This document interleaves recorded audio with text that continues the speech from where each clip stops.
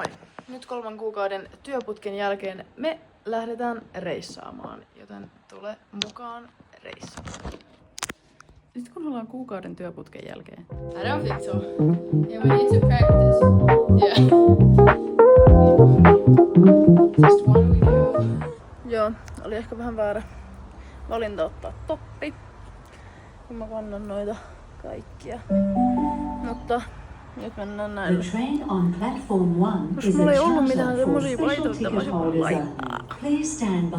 Ihan kun ei ois.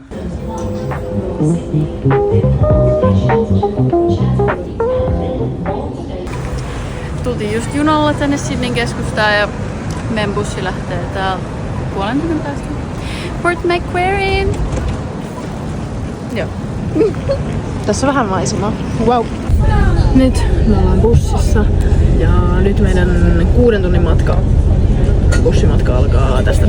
Ja mä ostin susia. Onneksi täällä on ilmastointi. Ja se pimeetä. Pystyy ehkä nukkuu. Jep. Joo, mä heräsin tosta bussista. Norakin varmaan, en tiedä. Me oltiinkin jo Port Macquariessa.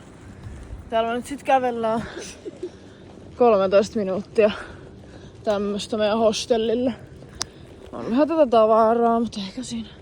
Me nukuttiin meidän ensimmäinen yö hyvin hostellissa ja seuraavana päivänä me lähdettiin Koala Hospitaliin. Ja siis kattokaa näitä koalia oikeasti, siis nää on niin ihania ja söpöjä. Kattokaa tää ensimmäinen, tää oli mun lemppari.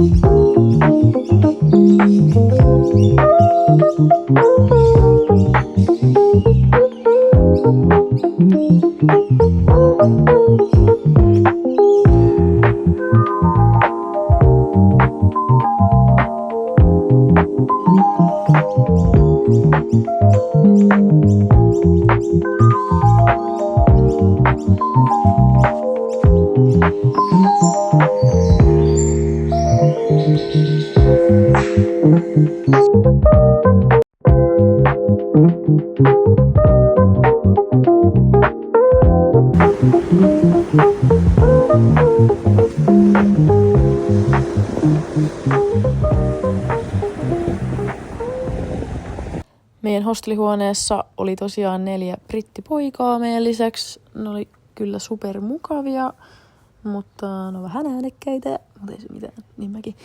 Mut joo, sit seuraavan päivän lähdettiin niiden kanssa surffaan ja mä surffasin ekaa kertaa. Oli kyllähän sika kivaa, mutta no sika vaikeeta ja no Nora ei surffannut, kun se pelkää kaloja. Range. So we will just let you know we have let the flags down. Our protocol is we normally wait about 45 minutes to an hour. And then that beach will reopen if we haven't seen that shark again. But we thought we'd just let you know that we have. Ja sit alkoi armoton bussin oottaminen. Meillä on nyt tässä vielä 4 tuntia bussiin. Me ollaan tällä hostellilla nyt oottamassa, että voi lähteä bussille ja mä oon vähän punainen.